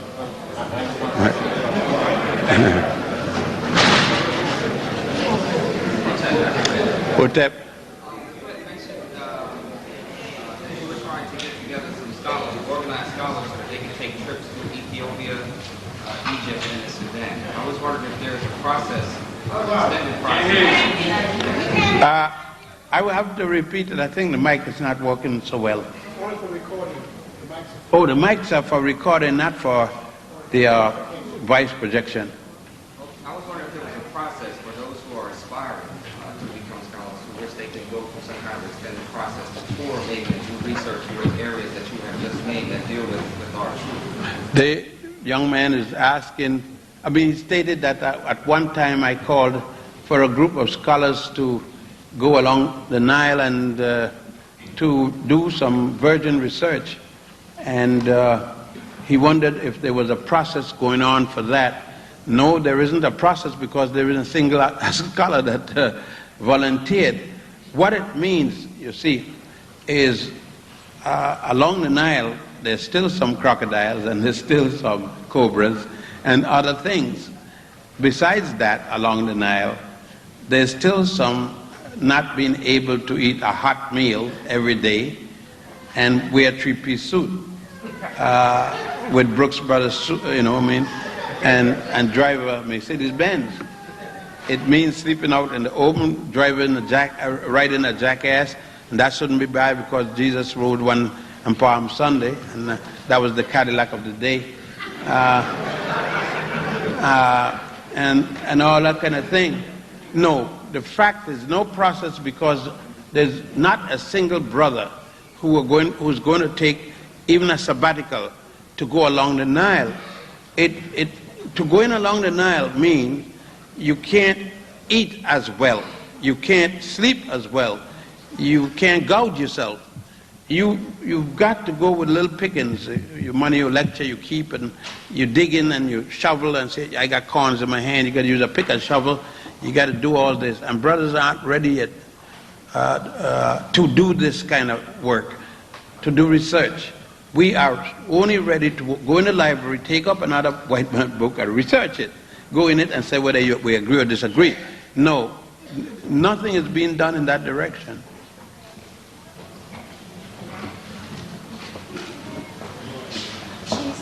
Peace, sister. I'm here, and many people are here and proud to see you here to honor all of us in the forefront of the revolution. Thank you very much. And I have one easy question for you. I would be very honored if you would sign my book. I'm going to sign books after Dr. Lewis has arrived, and when they're finished this, I think they're going to be a place I'll sit and sign books. Thank you. If you had a message right now to President Aristide and the people of Haiti, what would it be? If I had a message to President Aristide or any one of them, I would tell him stop being a priest and be a president. You can't, like Mama used to say, if you're under pot, son, if you go, excuse me, friend, If you can shit, shit, and get off the pot. You know, Mama was quite explicit. Aristide wants to be a priest and president. One of Haiti's problems is the Roman Church. And you get it, you know, for years. Haiti still suppresses the indigenous people's church, their religion. God Vodum is as important to me as any other God. It is the concept of a people coming together, expressing their culture, and the ultimate way of expressing a culture is in the deity. It's not whether I like it or I like what the people saying or how they practice their faith. But what made Haiti independent was not Roman Catholicism, it wasn't Jesus, it was first Yosef, Macandal, Buckman, and then Toussaint and others. But it came out of a spirit and charge against the Frenchmen, and it was through the church that they got the church or meeting place or whatever they call it. I'm not familiar with they call it, but they hall, the meeting place, where they came as worshippers of Vodum, with the teachings of voodoo. And I want to make it clear, well, when you all got your peacock and chicken and cutting them up and things, that has nothing to do with Vodum. That's witchcraft. And I don't even call it negromancy. Pure nonsense. And what Haiti needs is the recognition of anybody's religion. And they don't need Roman Catholicism to be back, because Roman Catholicism and the French, Haitian wanted to be Frenchmen. Let's be honest with ourselves. And when the independence came, with the men that led the independence and gained independence, then shortly after, the church, they went back to Roman Catholicism and went back to French consideration. The French culture put me in mind of Senghor in what place name there, who left the presidency of Senegal and go to France to become a corrector of French, to make the French knowledge, to stay in Senegal and said, if you don't have French culture, you're not cultured. If he has said, take his group, his cultural group, if you don't have Mende culture, you're not cultured, I could understand it. Though I would not accept it, but at least he's a Mende. But to say, in a former French colony, if you don't have French culture, you're not cultured. Anybody who it indicate the height of assishness. And that is the same thing that Aristide is no better than the one man that he's going to replace. One is with a killer with a machine gun. The other one is a killer with a Bible. White man,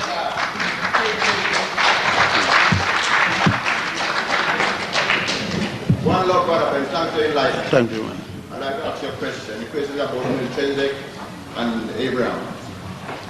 In Genesis, it tells us Melchizedek was the high priest, and Abraham was being taken as an offering of his soul. Is that a fact, or is that a thing? I don't know. I know that there is no physical evidence of an Abraham. In every religion, and I was born in the Hebrew religion, I'm what they call a falasha.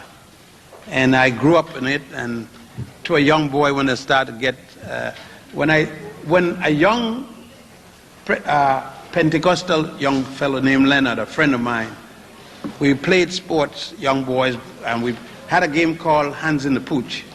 And if you don't put your hand like this, boy will kick you, you get kicked.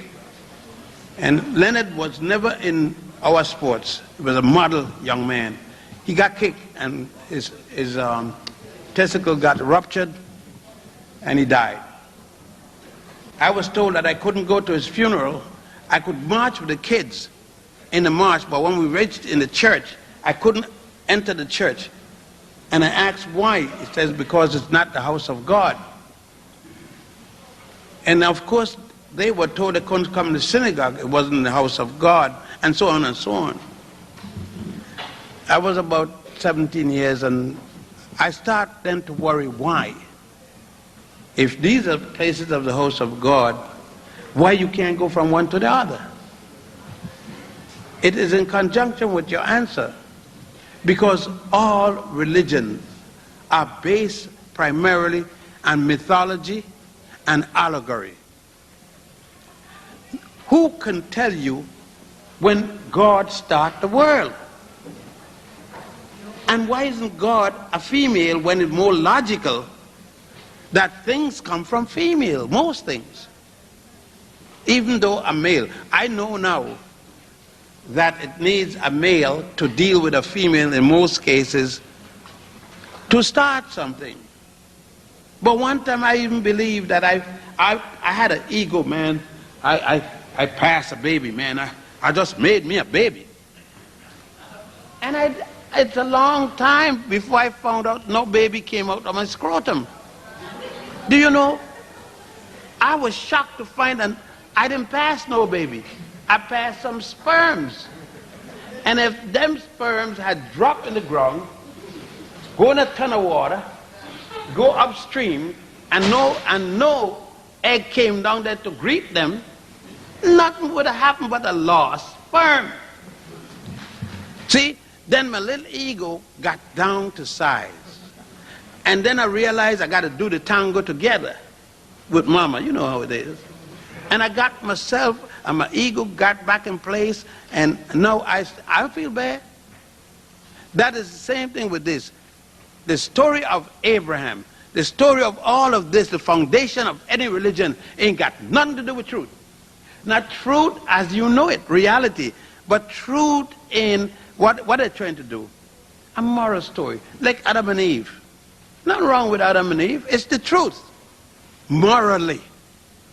Not truth realistically. You don't believe that God take a male now, take Adam, got a whole master plan, some dirt, some water, some snot in his nose, blow the snot, Adam jump up, yeah, boss. Boss, I'm lonely. How the hell he know he's lonely? Ain't nobody there for him to talk to lonely. So the boss put him to sleep, took a rib out. There ain't no hole left to show the rib. Took a rib out and made Eve. Out of rib? What happened with the forming of the mud? God didn't know how to make no more dirt, no more mud pie? I mean, let's get it now. We're big enough, we're old enough, we don't have to follow that child story. Then God knows everything. But Adam and Eve sinned. They had some sweet sex. They sinned. And I got to thank, sisters, I thank you. Because that stupid Eve, Adam was there doing nothing. Eve had to get some sense and tell the fool, come on, man. That's the story. You see, that's why I love sisters, because sisters don't fool around, they get the thing done. And then, man, and then, after the sin, they went behind this fig tree and got a fig leaf. Have you ever seen a fig leaf, brother? Okay, they got a fig leaf. And God knows everything. So Adam and Eve ducking behind the fig leaf. Vefore that, he didn't know she was a woman, the blind. At least he could feel I didn't have no chest like that. He could feel like her vagina didn't have no bulging up like that. But they went behind the leaf. And then God said, Adam and Eve, where art thou? How, where? You know everything. You know everything. How come you didn't know that? But we don't stop to see the moral stories upon which they have to base. Nobody wants to admit that he learned from the next one. So he created a whole new beginning. And that's what I'm saying. I do I believe I'm going in an airplane tonight? Do I believe in a deity or something? I don't know a particular deity to put my hand on, but I believe there's something or things. It doesn't matter to me. I don't care if it's a piece of doodle. Yeah, it sounds bad. Somebody say, oh, why not? Why can't doodle be God? How are you going to decide what God is? God may be a clump of doodle. Why not? Are you going to decide what God is going to be? Who are you to say what God is? I know God is whatever God is. And God, Goddess. Whatever. I see myself like I take some blood and put it under a microscope. All those little things jumping around in there. You don't see it when you right now. But when you put it in a microscope, there it is. Now, why not me? I am there. I don't know. I believe. I'm groping in ignorance like all the ministers, all the rabbis, all the imams, that we are all groping trying to find an answer. And when we find that God is a black woman from Puerto Rico drinking green whiskey, boy, we're going to be shocked.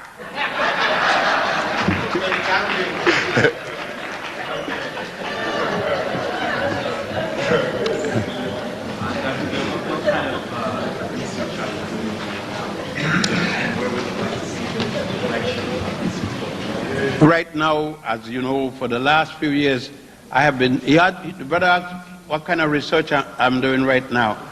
I am, for the last few years, you know, digging in what is called Nubian area, but really Nubian area is much larger than the current area. And I'm trying to add to the information I was showing.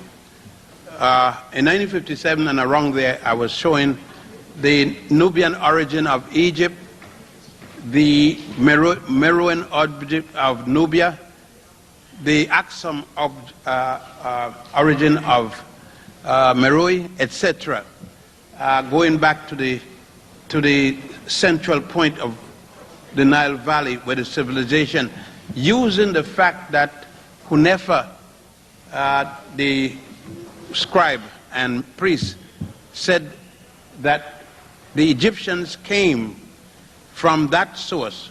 And the papyrus of Hunefa, I am trying to go back, and I did effectively wrote on this. I notice now that even the University of Chicago is now putting out paper of they call it Nubian Black Influence and Egypt. Nubian Black Influence and Egypt. I don't understand their semantics, but at least we know that they're stunned and they got no choice. But gradually they're going to come to the truth. But I don't give a damn if they do or not. What I'm interested in is that our people get the message and come to the truth. I don't care. See, some people say they got to educate the world. I'm not trying to educate the world. I'm trying to deal with the brothers and sisters because the world haven't taken time in educating me to truth. So what I'm doing now is relegated to that, and as they said, it's slow because I have 8 brothers who work with me, Nubian brothers, not one of whom has been to a university, and they don't have to. I'm one of those that believe that all university does is to make a curriculum where you could go from a set of prescribed learning. But you could do the same thing outside of that university, providing that you don't plan to go to European looking for a job. But if you can do it, because the best of our writers in our group, and I'm not saying don't go to college, don't get PhD, but I'm saying don't look at your son or your daughter because they didn't go as if the end has happened. Because J.A. Rogers and all those fellows are some of our best writers, and many of them didn't go in European schools. So I'm doing field research, digging with a shovel and a pick, and so in between flying out and lecturing and getting back to Egypt. One question, please. And let me just say this. When this brother finishes, this is the last question. We run out of time, so you can let him go. Thank you. Dr. Ben, I got 2 questions, and I think they're very important. I only confined to one. I didn't think of the first one until I came up here. I'll ask you that question first. You mentioned mentioned Aristide. Yes. And I was wondering how his situation applies to us in this country. The question I want to ask you is, Brother, do you think... brother, one question. I'm sorry, one question. Well, I'm still Stop. going to the same question. One question. I'll say Bill. Okay, but the question I want to ask you is simply, do you think men of the cloth can be true revolutionaries? See, brother, I'm not going to argue with you because it takes more time, but we have to respect each other. You said one question. Well, that's the question, sir. One question. That's the question. No, I don't. See, it's not that saying that religion is separate from social order. I'm not saying that, because religion is an outgrowth of culture, not culture the outgrowth of religion. Man made religion to sanctify his best. When man come up with some philosophical thought, he says the deity gave him this thought. So to me, I am religious in that concept. Now, when Brother Aristide decided to leave the priesthood, and he didn't renounce the priesthood, he is still a priest, still subjective to the dictates of Rome. This is my point, that when Rome, he does something, he must. It's different to the Baptist minister. Baptist minister got nobody over him. There's no bishops. I mean, his board, and some of them don't even have a board. Okay. Aristide and Jesse is different. Jesse is master of Jesse. Aristide has a master not only in Rome, he has a master in Haiti called bishop. No, less than that, called Monsignor. One step above him, two steps above, all the way up until they get to the Pope. And my point is this: he cannot do anything that isn't approved by Rome. And that's the point. And to me, Aristide is invalid as long as he's got that over his head.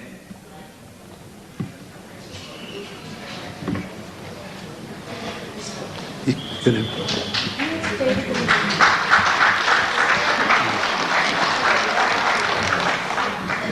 had stated in your lecture that there was no archaeological proof that the Hebrews were ever in Egypt, and is that correct? Yes, sister stated that I had said in my lecture that there's no archaeological evidence or historical evidence as the Hebrews are slaves in Egypt. I remember years ago the professor mentioned the Hittites as possibly being the progenitors of the Hebrew race. I would like to know who they were and what is your opinion of that? And she said that she recalled a professor had mentioned that the Hyksos was the progenitors of what is today the Hebrews or the Hebrew race. I didn't even know there was a Hebrew race, but I thought it was a Hebrew cultural group.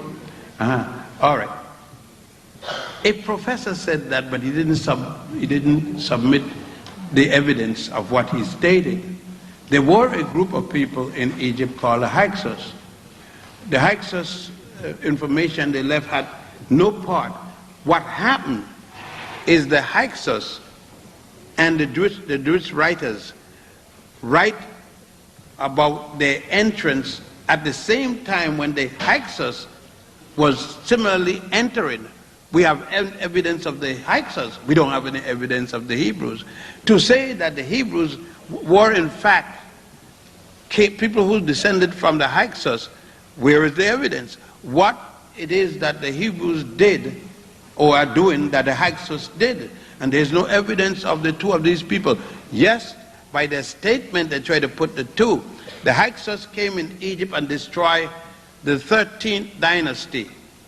At the time when they came in, it would be around 1675, before the Common Era. The Hyksos were expelled in the 17th dynasty, destroyed.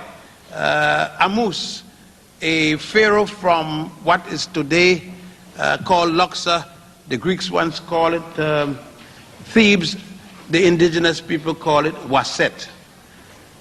Amus came with organized, because the Hyksos didn't come further than the Delta. They went as far as a place called Avris, where they made the capital. Now, Amos organized the southern lords, and they came and attacked the Hyksos. Amos was killed. Amos' son, Thutmose, you hear the names? Where they're going to get a name Moses from? All of this, they're going to create a Moses. Thutmose continued to fight. Thutmose won until he got killed, and his daughter, Makari Hatshepsut, took over. It was to be his son, but his son was of very minor age, and his daughter took over.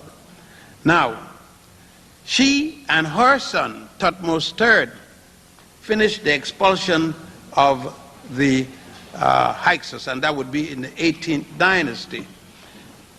There is all that evidence. There isn't a single evidence of a people called Haripu, Hebrew, any other way you want to call it, much less Jew, because Jew would come from the word Yehuda, or Judah, and that would be only one tribe, the tribe that was supposed to be in control in the military.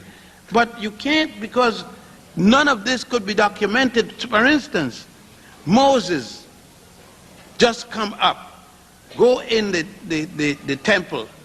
The Pharaoh's daughter goes down to the water, to the Nile, to take a swim, and find him there in a basket.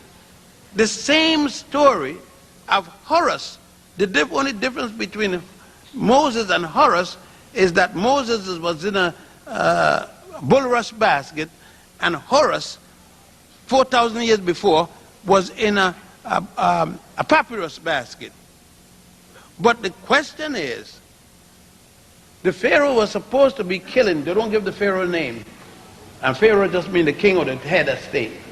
The Pharaoh was supposed to be killing all little boys that they couldn't validate as Egyptian. Now, Moses is supposed to be born in the city of Goshen in Egypt, about 25 miles north of present-day Cairo. And his daughter brought in a child in the house. The father doesn't ask his daughter, where you get that child? A boy child? And he killing boy children? And he don't look like anybody in the kingdom? You understand? And the boy grew up there from age a few months till 85, when he find out. At 85, he saw a Hebrew being beaten by an Egyptian. Aren't the Hebrews in Egypt the time Egyptians too? Is the Hebrew nation? They know Hebrew nation. They know Israel yet. Israel doesn't going to come until Joshua knocked down the walls of Jericho. I mean, God, you know, you've got to go through all this allegory and all this folklore, and then understand, when you're talking about origin, you're talking about sheer pipe dreams. If there was, if you could have been on high and grass, crack, and you come up to the same thing.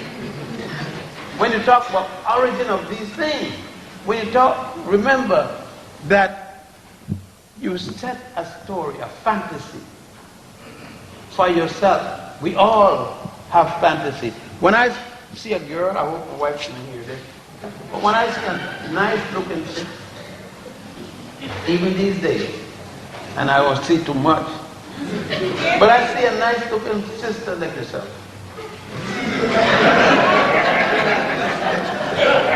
and I get kind of cool on you, you know.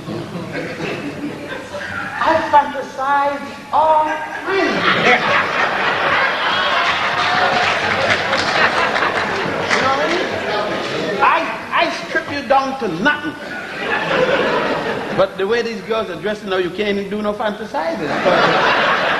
You see everything, you can't even fantasize. But I got you fantasized even to every little speck of every little thing. You understand? I know where every little thing at. And most of the time, when you say, yeah, baby, and I get there, so damn it, this is why I say it. And what I'll say is, we all make projection, and religion starts with projection. The theory of the beginning is a projection. Who was there to write down what happened in the beginning? And when they talk about the world, what was the world of the Jews? The world of the Jews wasn't 500 miles radius. The world of Genesis, nobody knew about Queens. No, I mean the Indians know, the indigenous people know. And nobody knew nothing about China in their world. Their world was end with a mountain, top end. Behind a mountain they didn't know. That was the world. When they talk about the world, they weren't talking about America and the Caribbeans. They didn't know any such place. So the world for them, when the acorn fell on Finland's head, the world went to an end. And she was right. If a baseball ball in her head, when they said, oh, your world was to an end. So her little world with an acorn was real. So in reality, they are biblical truths, but not necessarily physical truths.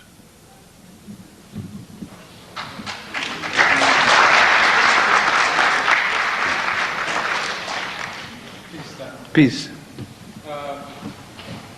My question is just basically this scene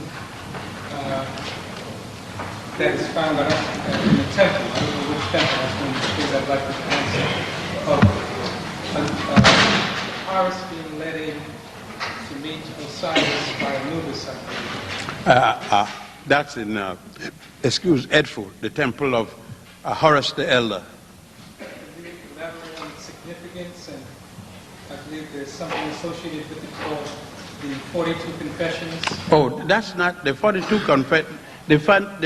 Well, it's called Admonitions to Goddess Ma'at, or 42 negative confession. Negative because it starts, I have not, the denial. I have not made light by bushel. I have not killed man or woman, I have not.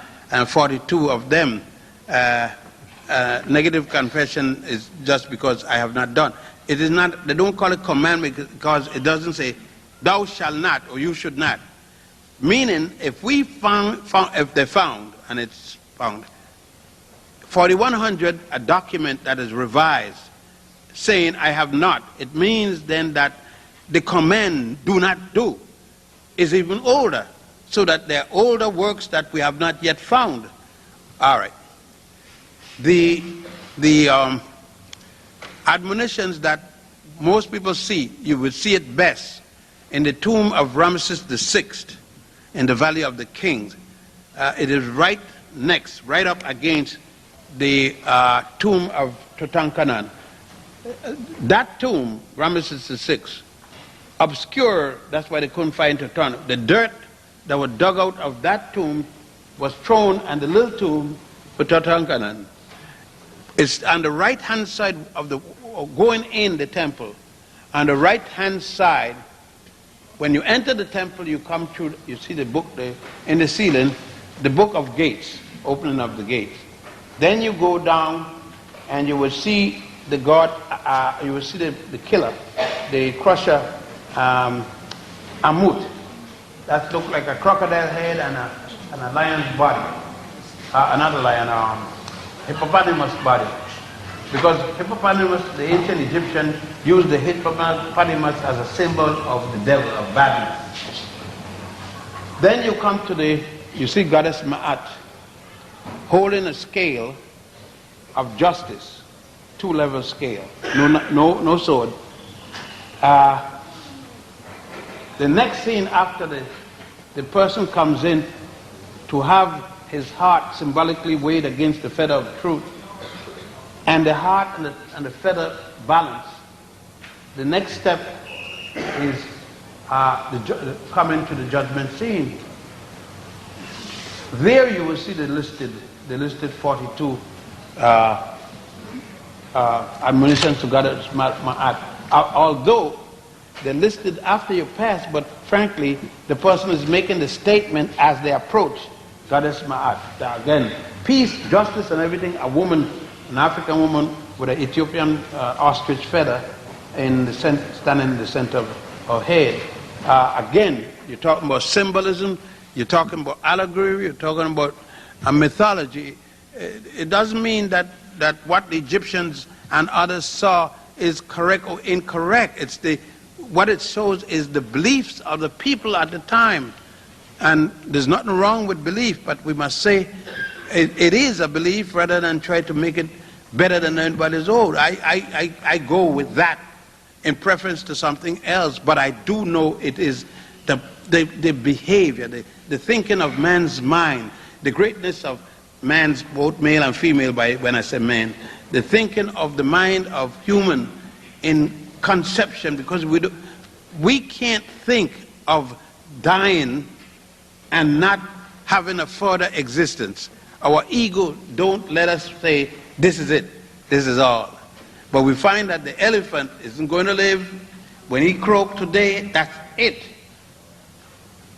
But when we croak, we coming back. For what? You better get it now. You may not come back.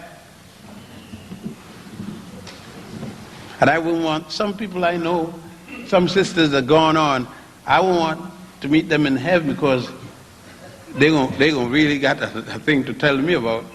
And I don't want to see them in hell or heaven because I'll have a rough time. So I guess if I don't come back, I don't go anywhere, I'll be probably better off. I'd like to say that because of Eurocentric white supremacy, genocide, and racism, us being African descendants, our minds have been destroyed and distorted and confused. And could you give us some solutions to some of your research from Egypt of what our ancestors did in their relationships to keep things strong? The brother asking, in view of my research and in view of the fact that, quote, his mind, our minds have been messed up by the Europeans in context of racism and genocide. I don't take the position that our minds are messed up. Our information is faulty, but I think our mind is sound. What we put in, the information we feed into our mind is messed up. But that doesn't mean that we can't put our mind back on track. Most of us, or all of us, myself, I was pretty well messed up as a young man. My parents did it to me, not intended to do me harm, but to do me a lot of good. From day one, I was forced into certain information and fed certain information until I started to question certain things. When my mother, a midwife, when I questioned childbirth, then my mother started to tell me some truths that I couldn't get from the Torah about childbirth as a midwife. And I said, Mom, why did you tell me to the contrary? She says, if I tell you at 5 years old this information, how are you going to deal with it? And then my father similarly, she said, it is when you ask, now I can tell you the truth. When my mother explained sexual intercourse to me and told me that that's how I came, I was mad because I couldn't see my mother and father doing a dirty thing like that. I mean, anybody's mother could do that now, but not my mother and father. And then I had to ask her, why you wait so long? I went to the school, I was pretty well upset that my mother and father engaged in such nonsense. But at least they explained it. Some parents don't explain it any time. So I don't think our mind is messed up. What we need is more of what we're doing. What we need most of all, however, is that we need a relationship with the minister, the rabbi, the imam, and ourselves quite different than the Europeans structured it. We can't continue with the relationship of the minister, Rabbi Iman, this way, and you there, and with a different relationship to each other that doesn't bring the man here there and you here. We have to have the Richard Allen, the Denmark Vesey, the nocturnal relationship to the congregation, where we see each other as one, and we are not in a fight between the minister and the congregation for knowledge. We have to have in the church, the synagogue and the mosque, libraries dedicated to our culture and history. We must preach from the pulpit, not only going to heaven, if there's such a place, or hell, but how we are going to make it on earth. The church, again, the black ministry, going to have to again get in the struggle with the people that support it. I don't mind supporting, paying 10%, I'll increase by 10%. If my leader, spiritual leader, is going to be actively engaged. What happened is that the black spiritual leader doesn't understand he or she is the only independent black man or woman. The black church is going to support the leadership. Don't care. The only way the black church will get angry is if the leader steals some money. But they ain't going to get mad because they have another sex partner or nothing like that. You found that when they tried to destroy Martin Luther King by saying he had some extra woman. We're supposed to be running around the place all the time, can't get to what's her name. And the brother's the tank is running dry. The brother got to soup up the tank and everything like that. Then he ain't nothing to condemn the man about, you know what I mean? But the struggle is if this is in the church and the minister don't have time for this, you only have time to talk about going to heaven. That's no good. I can't go to heaven if I ain't living. When if I'm doing bad, I can't even pay the fare to get to heaven. The car, the heavenly being gonna left me back. He's got to work with me. Like Harriet Tubman and all of them, and the ministers in those days, they all walked together as one. Nocturna, Denmark Vesey, when they came out to burn the cane field with the members. The baptismal, you see this thing here? The baptismal thing in the church, that wasn't for beauty. It wasn't just good architectural design. The church built this where the members, when the slave master, I'm going to finish here, when the slave master was coming, they immediately filled the tank with water. And that slave went in the tank at the back, put his nose to the air hole. And the sisters immediately start singing and dressed in the robes, wet down. And they came down the aisle, wet and the water running. Dogs can't smell in water. And that way the slave was saved. And the jumping, you see the ministers jumping out just stupidly without any reason.